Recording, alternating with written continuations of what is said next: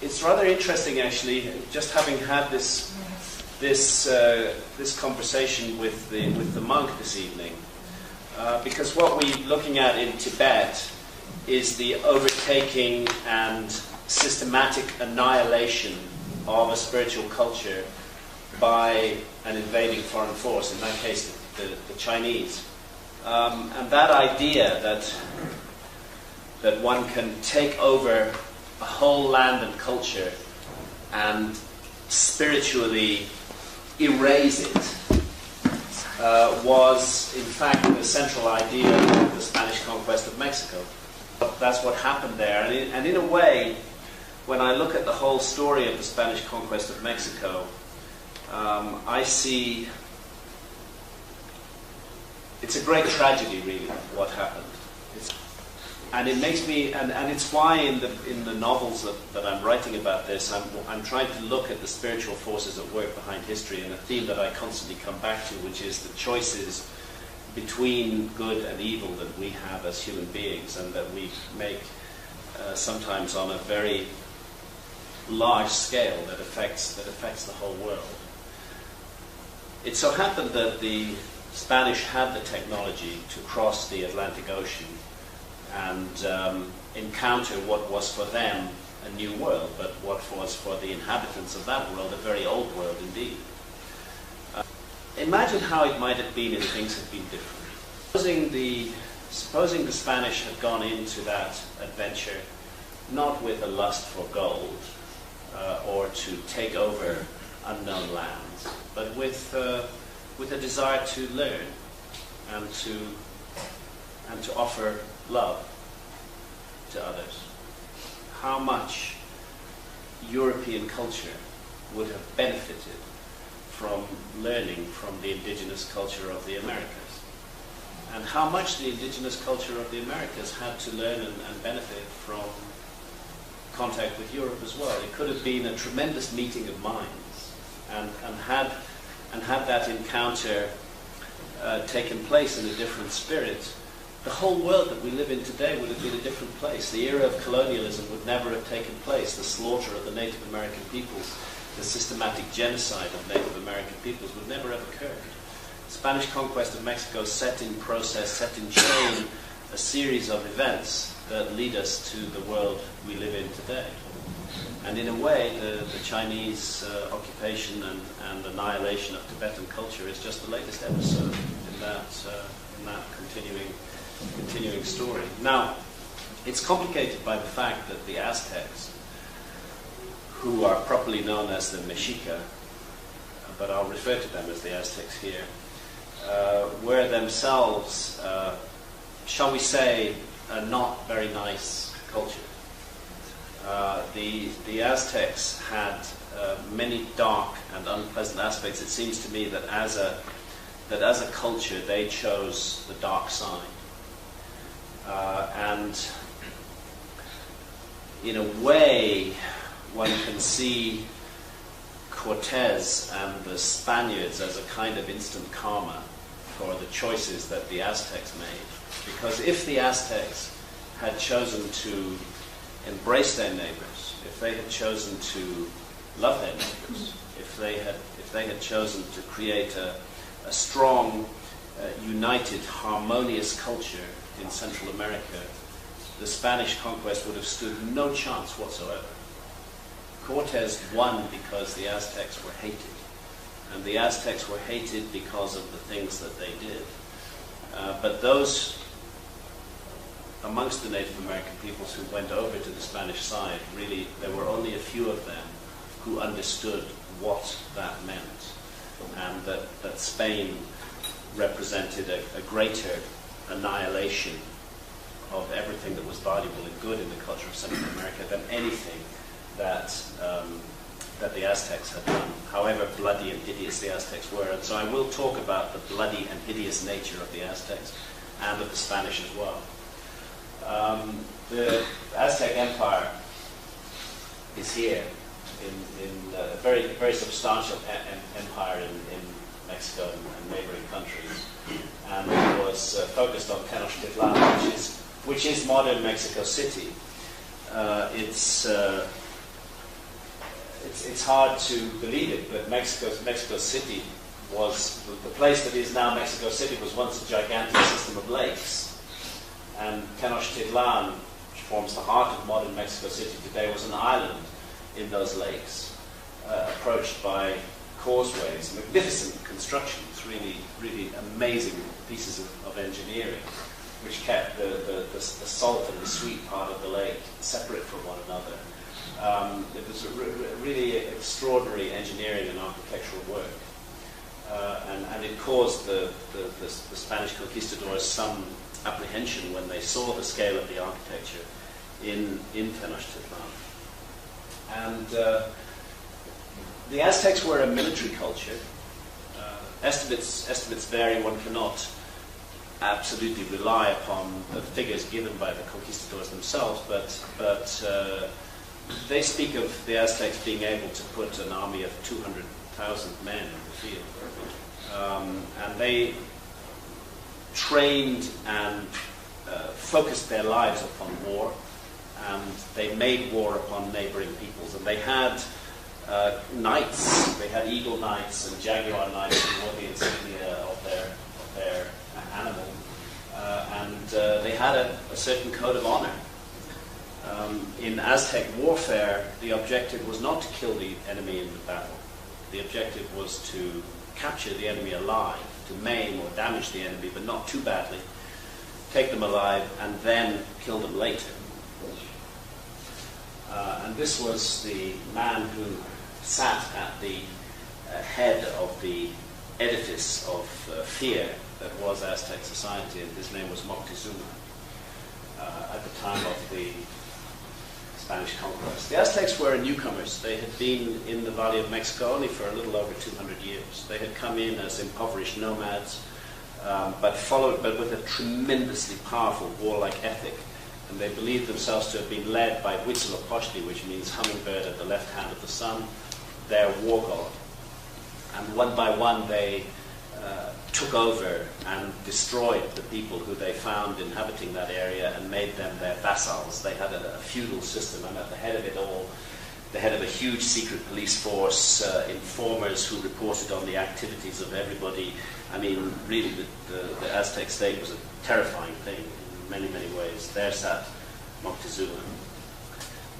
And he himself would preside over the rituals of sacrifice, because human sacrifice was a key element of Aztec society.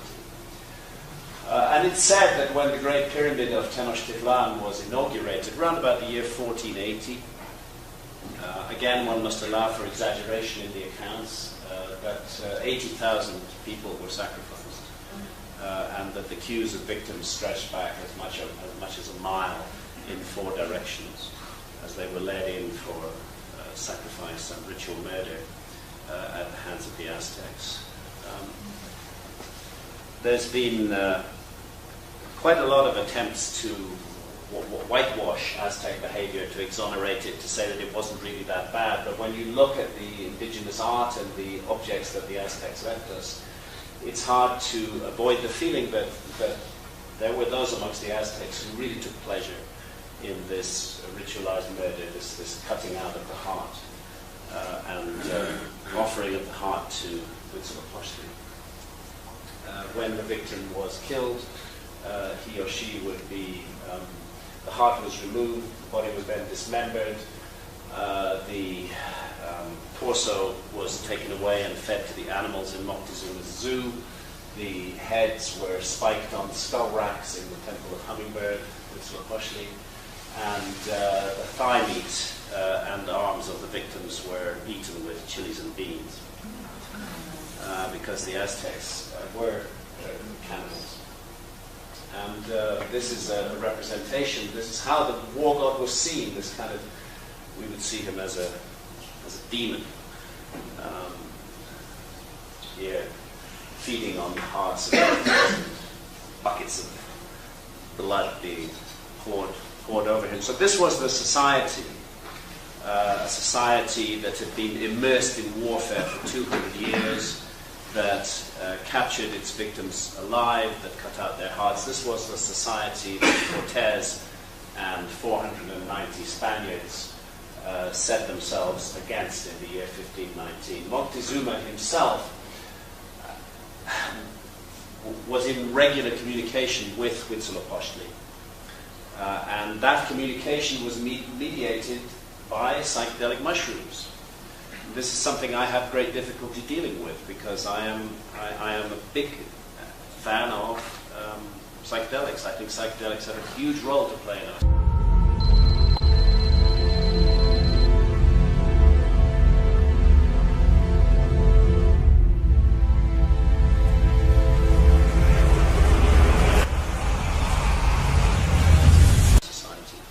And I think that they can be a tremendous instrument of healing. But like anything else, the choices that you make define the outcome that follows. And in the case of the Aztecs, the choices that were made with the visionary mushrooms, which they called teonanactil, which means the flesh of the gods, the choices that they made were choices for murder. And Moctezuma, and there are many accounts of Moctezuma communicating directly with, I call him Hummingbird, the name Huitzilopochtli is quite difficult to keep on pronouncing, with Hummingbird, and being given advice by Hummingbird on what to do, and often being told to kill people and bring him more victims, and Moctezuma would oblige.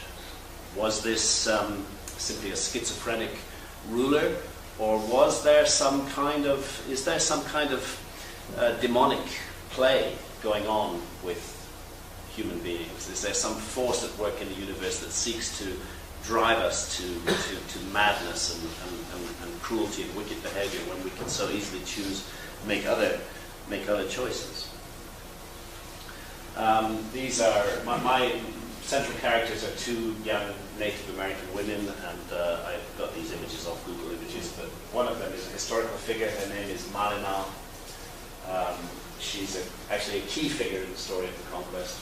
And the other is a young witch called Tozi. I call her Tozi. Tozi is a fictional character, but the Aztecs did have witches. And like witches in medieval Europe, they were persecuted by Aztec society.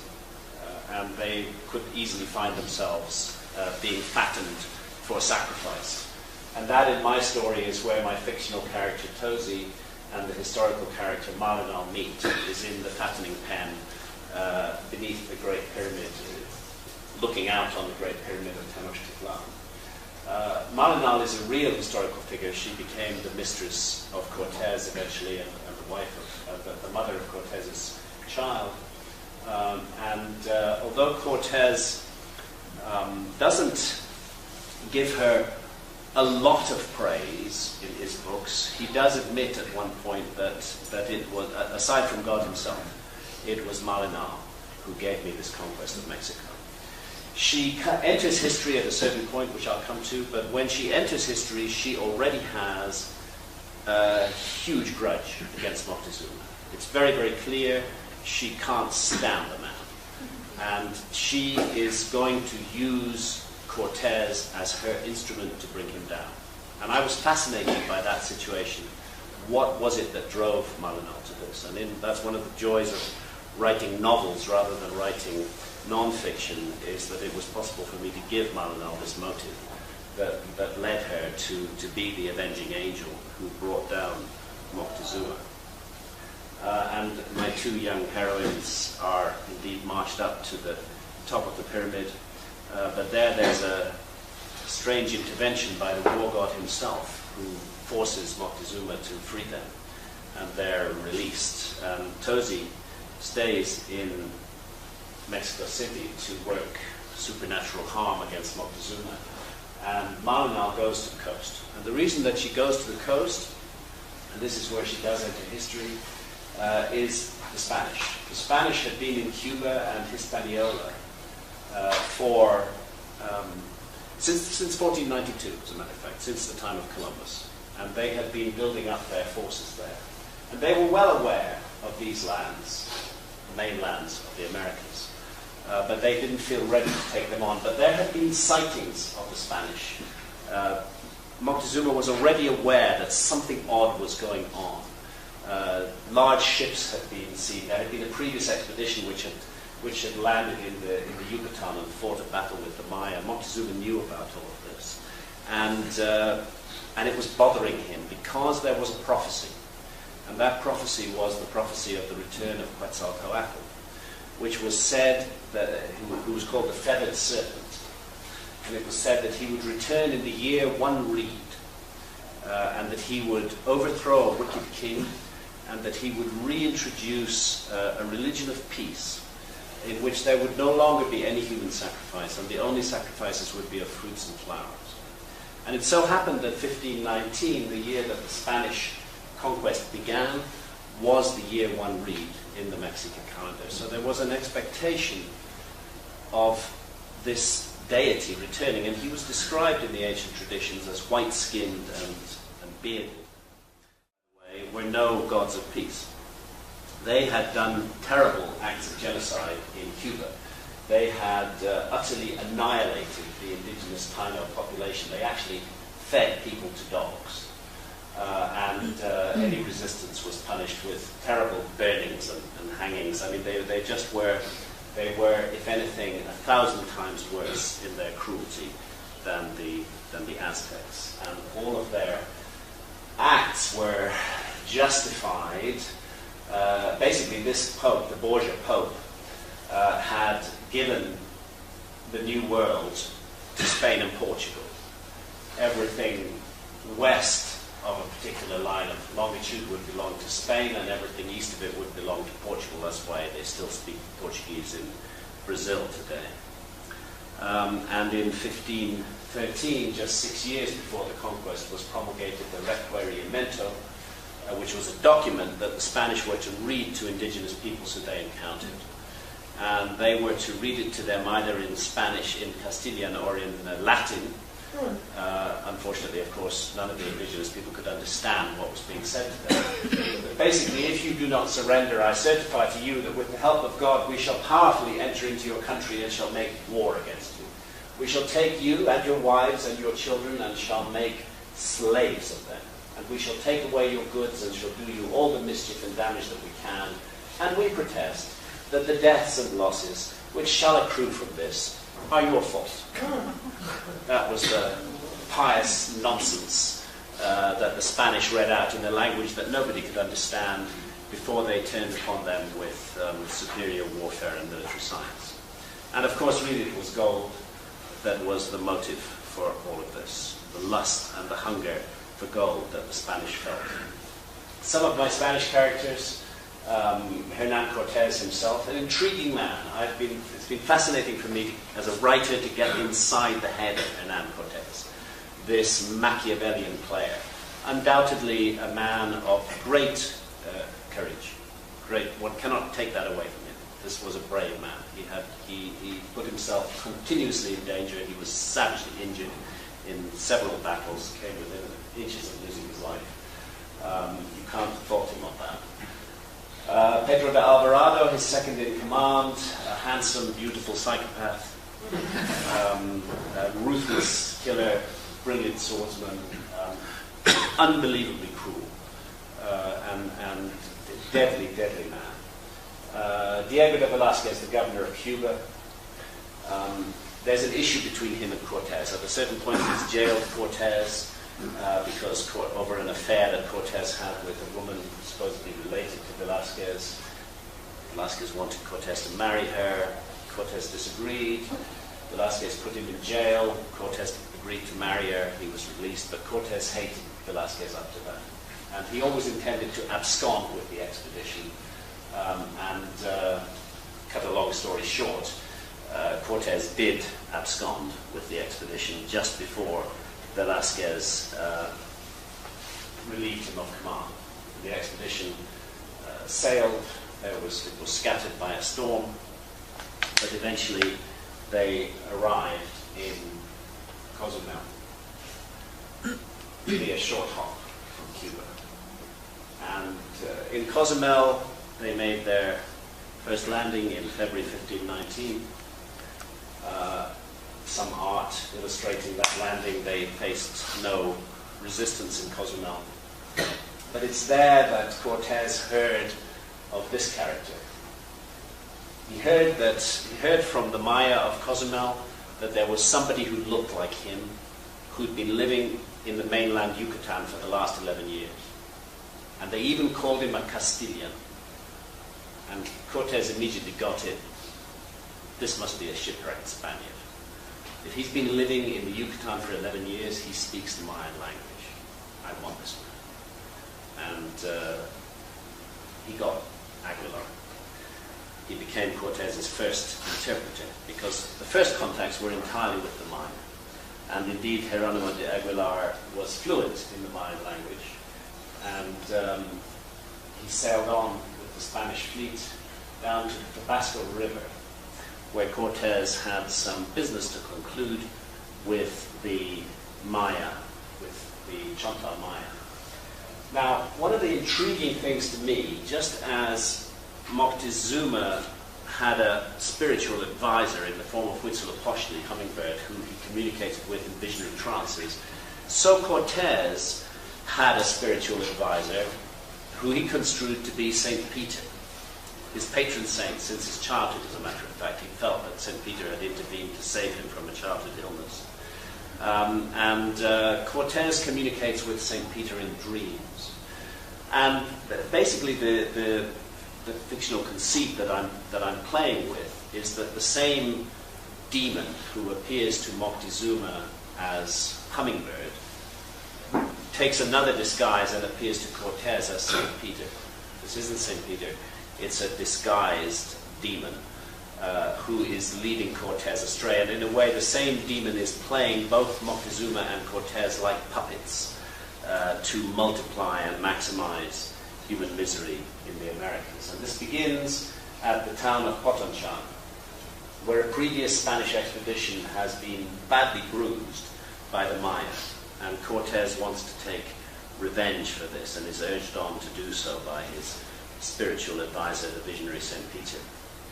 And this is where the technology of the Spaniards begins to make itself felt, because they face a vastly superior force at Potonchan of 40,000 Maya warriors against 490 Spaniards who've arrived in 11 ships.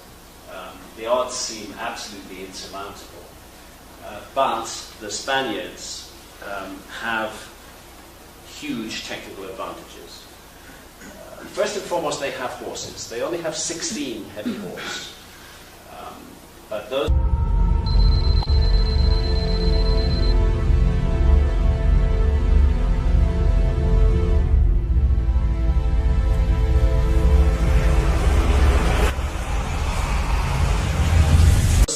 heavy horse are something that have never been seen before in the Americas. The horse has been extinct for 12,000 years in the Americas. European armies have had thousands of years of experience of dealing with cavalry charges.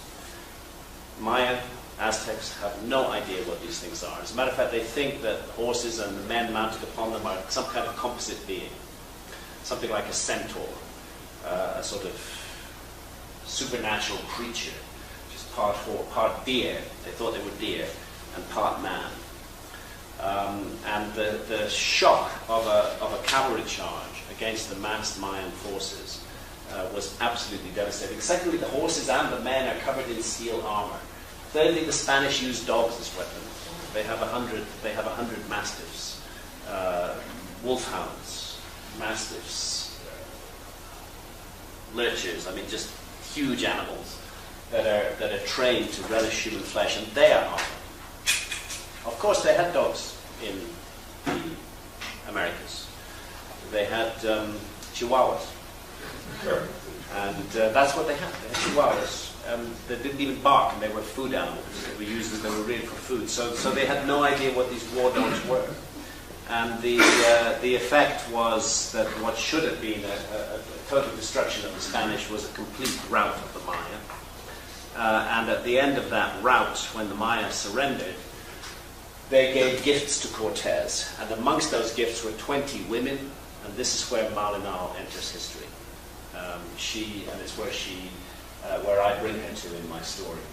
She is one of the slaves who is given to Cortes by the Maya, because after escaping Tenochtitlan, she goes down to the coast and is taken by the Maya. And initially Cortes doesn't realize what a treasure he's been given in the form of Malinal. As a matter of fact, he gives her to one of his men, Puerto Carrero, as his bed slave. But when the Spanish first encountered the Aztecs at Cuetlaxtlan, that's when Malinal comes into her own, because Aguilar, the Spanish Mayan speaker, cannot speak a word to the Aztec ambassadors. But Malinal speaks both Nahuatl, the language of the Aztecs, and Maya. And when she sees the Spanish struggling, communicating with sign language with the Aztec ambassadors, she thrusts herself forward and makes clear that she speaks both languages and that she can communicate through Aguilar with Cortes and with the Aztecs.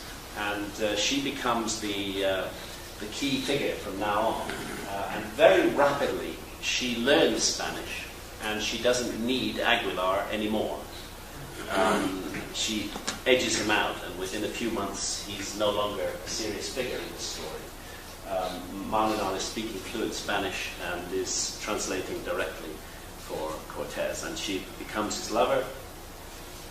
Cortes conveniently sends Puerto Carrero back to Spain with a message for the Spanish king and some treasure, and he takes over Malinal as his lover, and eventually she becomes the mother of their son, Martin Cortes, and there's a monument to the family in Mexico City to this day. Fascinating historical character, and much abused. She's a detested figure in Mexico. She is regarded as, I believe it's correct, that a Malinchist is a traitor. She's regarded as somebody who has betrayed her country, handed it over to another land. And that's the kind of image of Malinal that prevails today. There have been more romantic images in the past, but that's the sort of image of her that prevails today. Again, writing fiction, getting inside the heads of characters, I felt that she's a majestic and amazing woman, an incredible heroine, and I believe she was driven by good motives, by positive motives, to bring down this empire of terror. And I don't think she fully understood at the beginning that she was bringing in an even worse empire of terror in its place. And everywhere we see an image of Cortes, we see Malinal in the image in the Aztec art, and we see, even in modern imagery, we see the glyph of speech in front of her, because she becomes the tongue of Cortes. And it's she who tells him, I believe, about the myth of Quetzalcoatl and of the white-skinned, bearded god who would come across the Eastern Ocean on a ship that moved by itself without paddles, wearing shining armor, armed with fire serpents, weapons that could dismember men at a distance, that produced clouds of smoke. In every way, Cortes fitted the myth of Quetzalcoatl. And in case anybody doubts that there was such a myth, these ancient images of definitely non-Native American peoples in Mexico bear out the fundamental origins of this myth, and it's the myth of the feathered serpent, and we find that imagery as far back as La Venta and the Olmec culture in Mexico. And the prophecy of the return of the feathered serpent in the year one reed, I believe, played a fundamental role in the success of Cortes. Once he understood, Cortes's great fear was that the faction amongst his men would return to Cuba, that his men would be afraid, that many of them, having got some treasure, wanted to give up, abandon the expedition, and go back to Cuba. Cortes solved that problem by destroying his entire fleet. I mean, that also is something you've got to admit takes guts. When you're dealing with 490 men against a huge empire, he actually sinks the fleet. He didn't burn it, he sank it. And the ships were then disassembled and used to build houses on the coast for a small Spanish colony that was established there. And then he led the march inland, and he told his men, you'll either conquer or die. There's no going back now. And off they went into the interior, and initially the journey went smoothly. And his great hope was that he would be able to recruit the Tlaxcalans, who were here, up in the mountains, he would be able to recruit the warlike Tlaxcalans as his allies, because the Tlaxcalans had been at war with the Aztecs for 200 years. And the Tlaxcalans, unlike other Native American peoples, had not bowed their head to the Aztec feudal power. And they had refused to submit.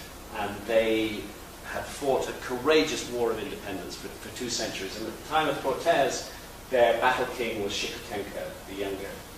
And there's a statue of him in Tlaxcala to this day. This shows the kind of weapon that they used, which is called a macohuitl, which is a wooden paddle with obsidian blades. This was a Stone Age culture. Aztec was a Stone Age culture. They had no metal to speak of.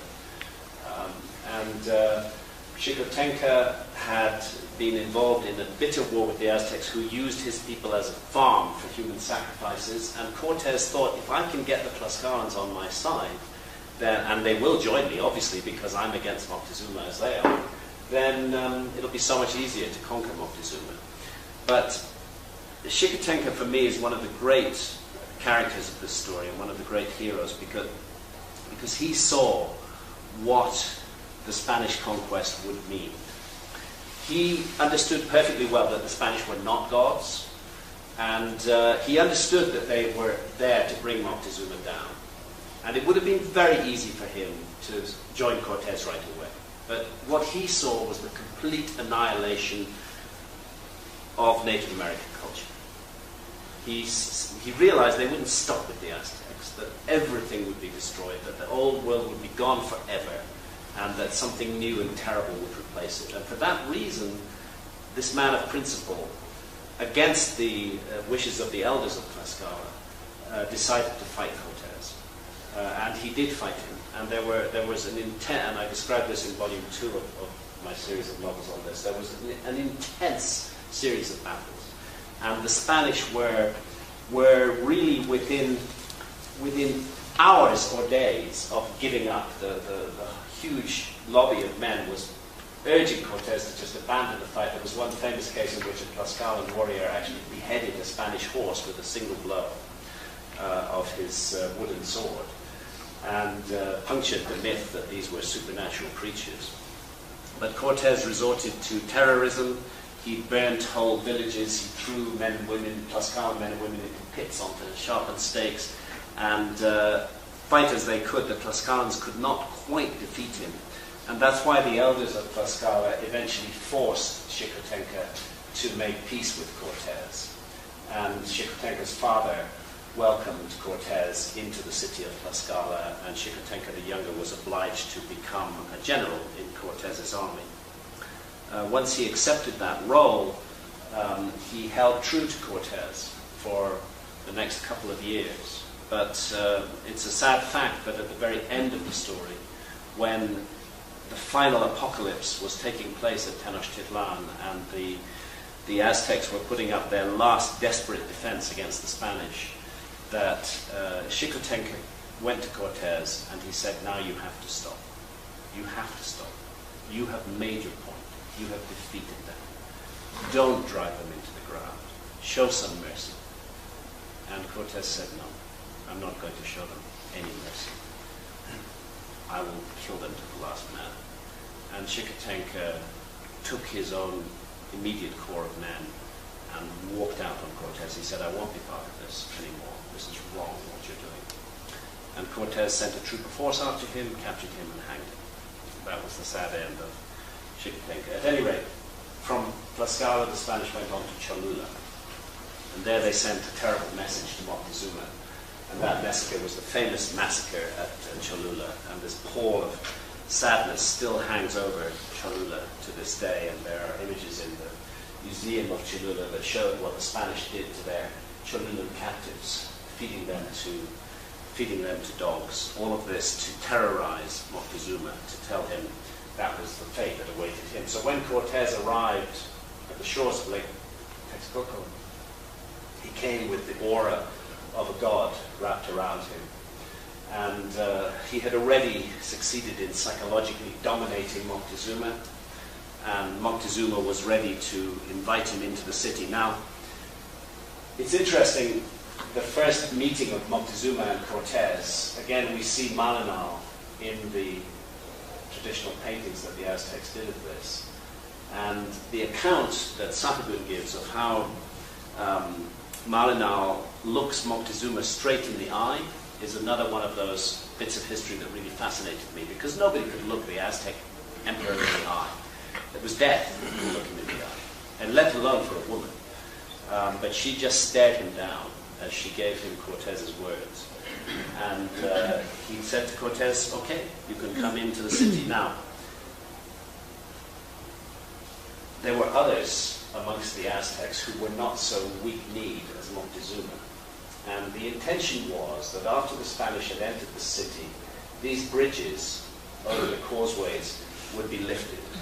The small Spanish force would be isolated inside the city of Tenochtitlan, and they would be massacred. The Aztecs would fall upon them. But Cortes forestalled this. And again, one has to recognize an act of extraordinary, risky daring. Within days of entering the city, he had taken Moctezuma hostage in his own palace. And Moctezuma acceded to that hostage taking. He allowed himself to his followers not to harm Cortes. And for 6 months, Cortes was able to run the Aztec Empire through Moctezuma. And he might have pulled off a bloodless coup at that point, had it not been for the jealousy of his rival, the governor of Cuba, Velasquez, who had heard of Cortes's success, and who sent a Spanish force of 1,000 men to Veracruz, where the Spanish had built their first town, to attack Cortes, not to support him, but to attack him. Velasquez couldn't bear the thought that Cortes was succeeding. Cortes was forced to divide his army. He had about 400 men, slightly less than 400 men in Mexico City. He sent 300 down to the coast, left 100 in Mexico City guarding Moctezuma. The 300 he sent to the coast defeated Velasquez's army and absorbed them into Cortes's army. And then they marched back to Mexico City. But meanwhile, this man, Alvarado, the psychopath, had decided, he loved conducting massacres, and he conducted a massacre in Mexico City. And that was the final straw for the Aztecs, and they rose against the Spanish. And by the time Cortes got back with his now much larger army to Tenochtitlan, there was a full-scale war going on in the heart of the city, and Alvarado and his 100 men were surrounded and besieged.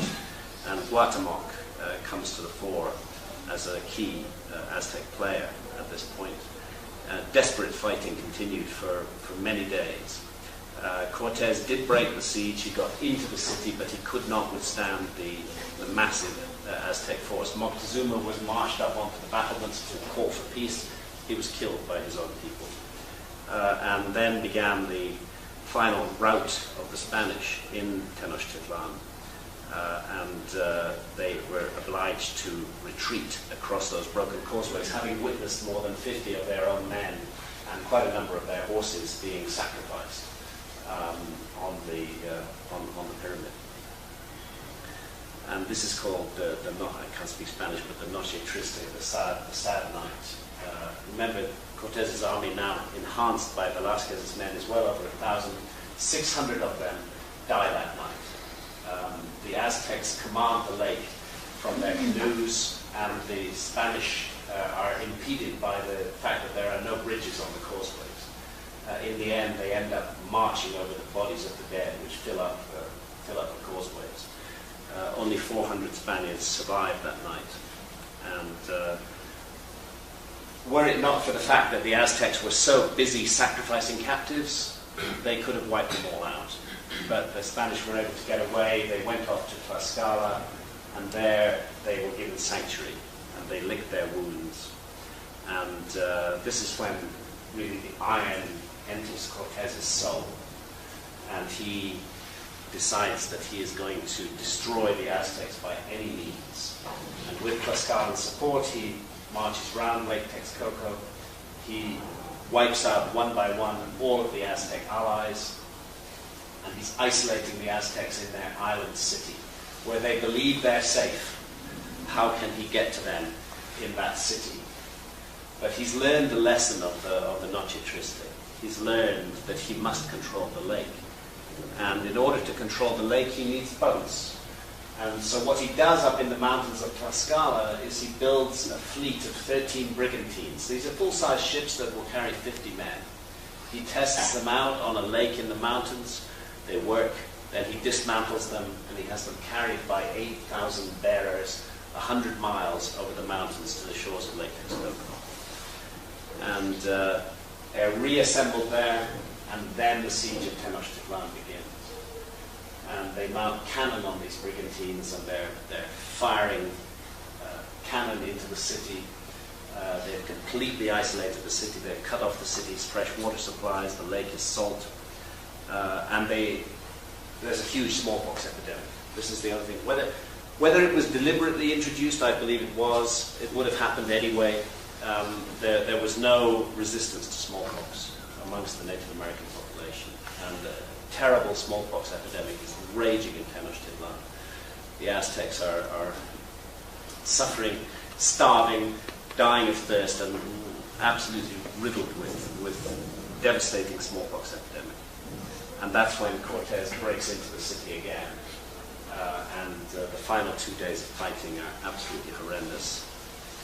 The Aztecs put up a brave but ultimately futile resistance, and in the end, Cortes has the field. There is beautiful Aztec poetry which speaks of this collapse of Aztec culture and of the city of Tenochtitlan, and how the shields of the young men could no longer protect them, and how their spears lie broken in the roads. And it seems to me, in a way, as though the demonic forces that played with these two men, we always have the choice as human beings. We don't have to be demonic, but both of them made the choice for violence and cruelty and mass murder. And that choice led to the terrible, terrible outcome, which is that the population of Mexico is reliably estimated at 30 million people in February 1519, and 50 years later it's 1 million people. 29 million people died as a result of this genocide. Introduced diseases being responsible for a very large part of that number. So it's truly an apocalyptic scenario from which the whole of the rest of the world's history arises. The whole epoch of colonialism, of slavery, as I said earlier, of the genocide of the Native American peoples, all of that followed on from the Spanish conquest of Mexico. It could have been so different. And what for me as a novelist, the challenge for me was to find the light in this darkness. And the light in this darkness, for me, comes from the ordinary, everyday characters whose eyes I tell the story through, who live through this time of darkness, and who represent, who show that there is a light in the human spirit, and that even in the darkest times, love is possible, and acts of graciousness and goodness and true courage can prevail and can redeem us somehow from the terrors and the horrors that we choose to inflict upon ourselves and upon one another. So that's my story of the Spanish conquest of Mexico. Thank you.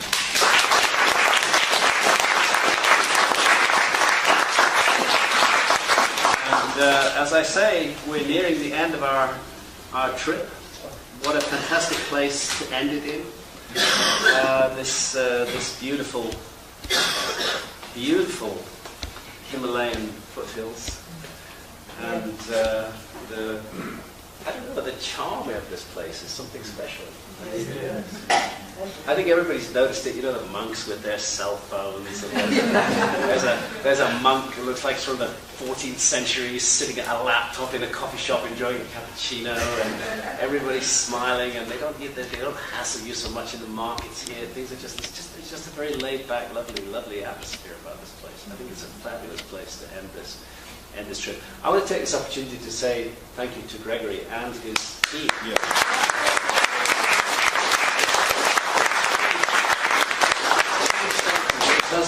because it is a formidable organizational feat to get together a large group like this and to steer us, you know, through a series of 5 o'clock wake-up calls and to get us all to meals on times and in and out of hotels and all these incredible sights that we've seen. And no one got killed. And no one got killed. And no one got killed. That's amazing. But thank you, Graham, that you agreed and joined us. My pleasure. My pleasure. Thank you very much. It's been really a delight for me and Santa both to be here and to be part of this. I've seen many places that I haven't seen before, and I just, as I said at the beginning, India is old in culture. That's what's magical about India, that we're touching a culture which is still alive and its roots go back thousands and thousands of years into the past, and it's just continued, and it's continued to develop and elaborate and change its monuments. Some of the monuments and structures we've seen have been relatively recent, some like Ellora and Ajanta, quite a bit older, but the culture itself just roots back into the deepest prehistory. And that's the privilege of traveling in India, is to contact that ancient culture directly in its modern manifestation. Anyway, it's been tremendous fun. So thank you all very much. I'm happy to take some questions if anybody wants to ask me any questions. Yeah. Well, your graphics were fantastic. Thank you, Google Images. And it would be great if there was some way to have them as addendum in the book. I know. I read the book and I realized the printing that's pretty difficult.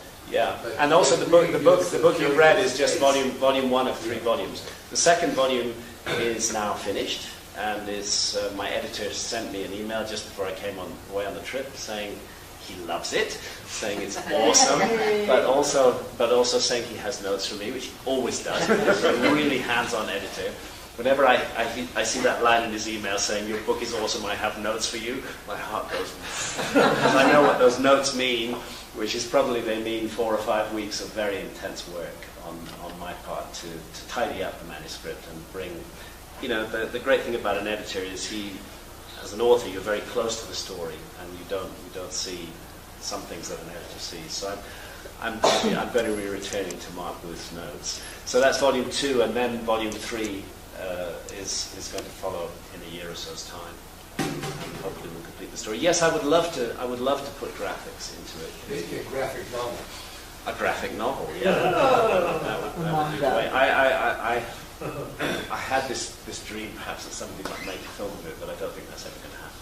Spielberg apparently is making a film about the conquest, and he has got absolutely the right guy to play Cortes, and that's Javier Bardem. Bardem is a perfect Cortes. He even looks like Cortes, and I know he'll do that Machiavellian character absolutely brilliantly. Apparently, Spielberg came across a 50-year-old script that was written in Hollywood 50 years ago and neglected and ignored, and he's looking to develop that into a film about the conquest. I wish he'd noticed my novel. Incorporated in a bit, but who knows? Yeah, it would be lovely to have a more graphic form, maps. You know, some of the historical characters, images of them, all of that kind of thing. Maybe I'll find a way to do it if we do a 3-volume set later on, but include some graphics and images. Thanks for the thought, everyone. Yeah. One more follow-up to Tangled. Okay. The albatross around my neck. So the story of Entangled is quite simply this. I was published by Random House in the UK, and Mark Booth, who's now my present editor, was my editor at Random House. I've mentioned this story to a few people, but I'll just repeat it here. This is one of the things that authors go through. Mark commissioned Entangled, and when we sat down for our editorial meeting to go through volume 1 of Entangled, he loved it. He had notes, but he loved it. And at the end of the meeting, he coughed nervously, and he said, "I have something to tell you, Graham. I'm sorry about this, but I'm leaving Random House." He'd asked for the meeting to be actually outside Random House, at that time. We had it in my son's flat in London. And he said, I'm leaving Random House. And I said, why? He said, I can't stand them. He said, I just can't bear them. They have no sense at all of the value of books as books. They just think of them as commodities. They're totally driven by sales and marketing. They have no interest in editorial whatsoever. And I'm sick of it, so I just can't bear it any longer. So I'm out of here. I'm going to another publisher which is called Hodder and Stout. Well, I was too far down the road with Volume 1 at that point. It was already in production, marked up, it was ready to go, they were ready to typeset. There was nothing to be done. It had to stay with Random House. But he said, the new guy who's taking over, Oliver Johnson, is a man after my own heart, and he'll love your book and he'll give it care. I met Oliver Johnson, he was a lovely guy, he loved my book, he was going to give it care. 6 weeks later he phoned me up, he said, Graham, I'm sorry to tell you this, I'm leaving Random House. I'm going to Hodder and Stoughton as well. And at that point Entangled became an orphan within Random House. It was associated with a defecting faction of editors. And Random House are big enough to just ditch a book. And they did ditch it. They did less than nothing. They suppressed the book in many ways. And I thought about it long and hard. I decided I could not continue with them. I cancelled the contract for Volume 2. I repaid the advance that they paid on Volume 2. And I killed it. And I decided that I would publish Volume 2 with Mark Booth. But that wasn't so easy as it seemed. All sorts of complications, the tensions with Random House. Random House are a big player in the publishing business. And what Mark and I decided was that we would do the War Gods series of novels first. It was something I'd always wanted to do anyway. We'd do those first, clear some air between us and Random House, and then bring out Volume 2 of Entangled after the War Gods series. So it's out there. It's out there. I've already written 100 pages, and I'm, you know, I know exactly where the story is going, and there will be a victory of the light in that story. The uglies, the Neanderthals, you know, will play a huge role in bringing down the demon Sulpa. And it's very dear to my heart. I want to get that story written, but I want to give it some air. I want to give it a chance rather than bring it out with a publisher who just wants to kill it. So that's why I've had to go this long, circuitous route, and I've annoyed many people, but I'll get there. I have patience. Thank you. Thank you. It will happen. And there is some Hollywood interest in that too. Great story. It's being developed probably for a TV series. Whether it will ever actually happen or not, who knows? But hopefully it will. Good night. Good night. Any more questions or thoughts? Going. How's the research going on to follow up to Fingerprints as far as traveling and sights to see and what's in Graham's head? Yeah, very well. Very well. The big breakthrough for me is Indonesia and the whole story of Gunung Padang. We're going to be back for a further research trip in Indonesia, looking at many other megalithic sites around Indonesia and revisiting Gunung Padang. We're going to travel with Danny Hillman, who is the geologist who's worked on the Gunung Padang site. In addition to that, on that same trip, I'm doing a speaking tour in Australia, but we're going to take a week or 10 days aside from that to do research in Australia, where there's some very interesting needs to follow up. I've never written about Australia in previous books before. I'm intending to feature Sumer and Mesopotamia in a big way in this book, possibly Iran as well. I'm going to do a research trip in the United States, and particularly in the Pacific Northwest, looking at areas that were impacted by that comet disaster 12,980 years ago. So there's a lot of different threads pulling together in the story. You know, what I have to do is write it, which I hope I'll succeed in doing. I'm supposed to deliver it at the end of December this year, but I think I'm going to be late. A wee bit late. Here were themselves shall we say, a not very nice culture. The Aztecs had many dark and unpleasant aspects. It seems to me that as a culture they chose the dark side, and in a way one can see Cortes and the Spaniards as a kind of instant karma for the choices that the Aztecs made. Because if the Aztecs had chosen to embrace their neighbors, if they had chosen to love their neighbors, if they had chosen to create a strong, united, harmonious culture in Central America, the Spanish conquest would have stood no chance whatsoever. Cortes won because the Aztecs were hated. And the Aztecs were hated because of the things that they did. But those amongst the Native American peoples who went over to the Spanish side, really, there were only a few of them who understood what that meant.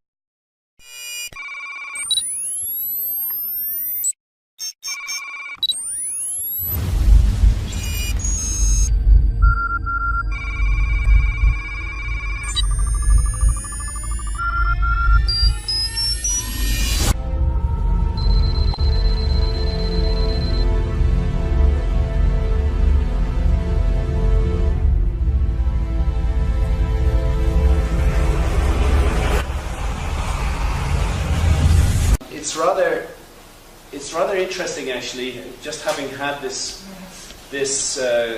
conversation with the monk this evening, because what we're looking at in Tibet is the overtaking and systematic annihilation of a spiritual culture by an invading foreign force, in that case the Chinese. And that idea that one can take over a whole land and culture and spiritually erase it was in fact the central idea, and that Spain represented a greater annihilation of everything that was valuable and good in the culture of Central America than anything that the Aztecs had done, however bloody and hideous the Aztecs were. And so I will talk about the bloody and hideous nature of the Aztecs and of the Spanish as well. The Aztec Empire is here, in a very, very substantial empire in Mexico and neighboring countries. And it was focused on Tenochtitlan, which is modern Mexico City. It's hard to believe it, but Mexico City was the place that is now Mexico City was once a gigantic system of lakes, and Tenochtitlan, which forms the heart of modern Mexico City today, was an island in those lakes, approached by causeways, magnificent constructions, really, really amazing pieces of engineering, which kept the salt and the sweet part of the lake separate from one another. It was really and to offer love to others. How much European culture would have benefited from learning from the indigenous culture of the Americas, and how much the indigenous culture of the Americas had to learn and benefit from contact with Europe as well. It could have been a tremendous meeting of minds, and had that encounter taken place in a different spirit, the whole world that we live in today would have been a different place. The era of colonialism would never have taken place. The slaughter of the Native American peoples, the systematic genocide of Native American peoples would never have occurred. The Spanish conquest of Mexico set in chain a series of events that lead us to the world we live in today. And in a way, the Chinese occupation and annihilation of Tibetan culture is just the latest episode in that continuing story. Now, it's complicated by the fact that the Aztecs, who are properly known as the Mexica, but I'll refer to them as the Aztec, the Spanish conquest of Mexico. That's what happened there. And in a way, when I look at the whole story of the Spanish conquest of Mexico, I see it's a great tragedy, really, what happened. And it makes me, and it's why in the novels that I'm writing about this, I'm trying to look at the spiritual forces at work behind history, and a theme that I constantly come back to, which is the choices between good and evil that we have as human beings, and that we make sometimes on a very large scale that affects the whole world. It so happened that the Spanish had the technology to cross the Atlantic Ocean and encounter what was for them a new world, but what was for the inhabitants of that world a very old world indeed. Imagine how it might have been if things had been different. Supposing the Spanish had gone into that adventure not with a lust for gold or to take over unknown lands, but with a desire to learn.